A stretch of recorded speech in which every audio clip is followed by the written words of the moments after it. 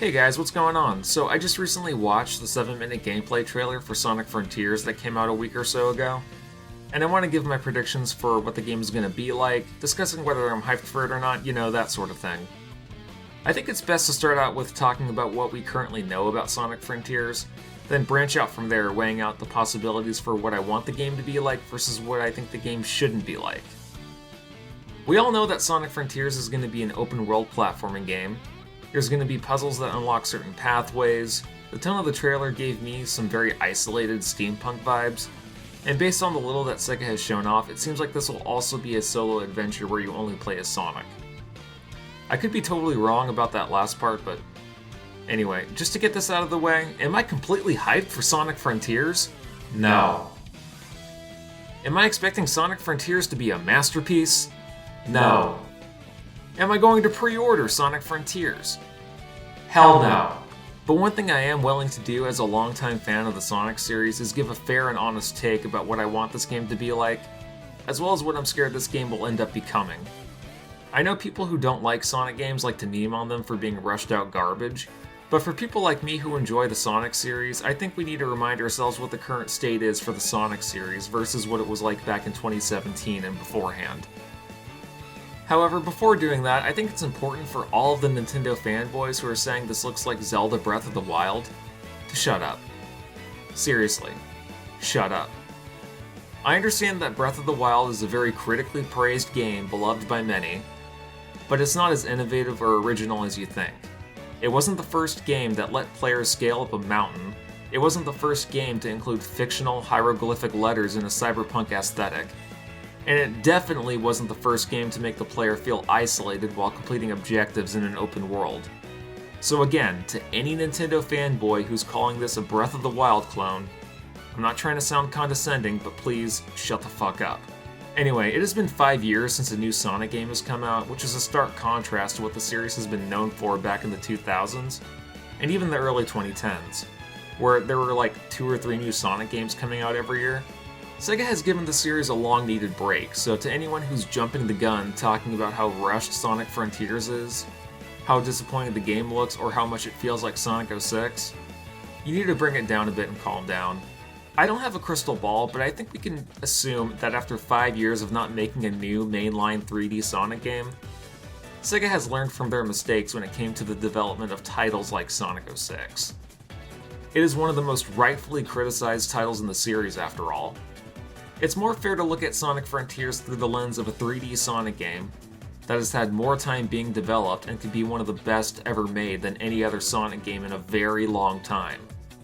I understand that's a very bold stance to make because of how divisive the 3D Sonic games are to longtime fans, but based on what I've seen, there's no evidence of any Sonic 06 buffoonery.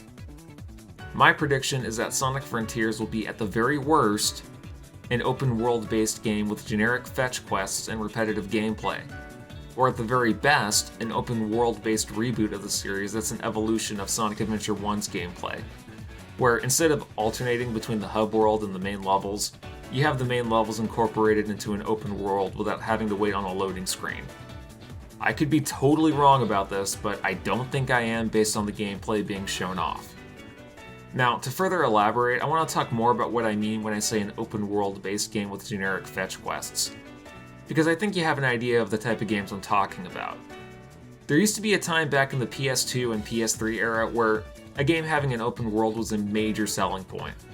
But nowadays, people are more interested in how you make an open world game stand out, or fit in more with a series, than just having an open world in general. Even though Ubisoft franchises like Assassin's Creed and Far Cry get made fun of for having like 6 or 7 sequels that all play more or less the same, they also heavily rely on the story to progress the game, which is still a good enough reason for dedicated fans to keep buying them. Me personally, I enjoy games more for the gameplay, but my point is I can see why gamers who prefer a more story-based experience enjoy them.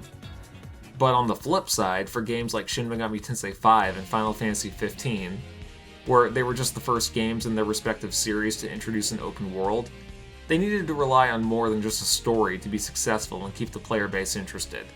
They had to add unique gameplay mechanics to differentiate them from other open world-based games, while at the same time not making the overall experience too alienating for longtime fans. Basically, my point in bringing those games up is that Shin Megami Tensei V worked because it still felt playing like an SMT game. Final Fantasy XV worked because it still felt like playing a Final Fantasy game. And if Sega didn't apply that same logic during the development of Sonic Frontiers, then that's a major red flag for a very mediocre game. Nobody wants to play a serious open-world Sonic game that includes a cutscene where Sonic hits Tails with a golf club, and then you're forced to play as Amy for 10 hours after watching her get raped in the butt by Dr. Eggman. The main focus for Sonic games, whether they're 3D, 2D, include a hub world, or encourage exploration, it's always been the gameplay and how fun it is to replay the levels every now and then. And I'm not trying to say that the stories of Sonic games are bad. I find them entertaining in a cheesy way, but they've never been the main selling point is all I'm saying.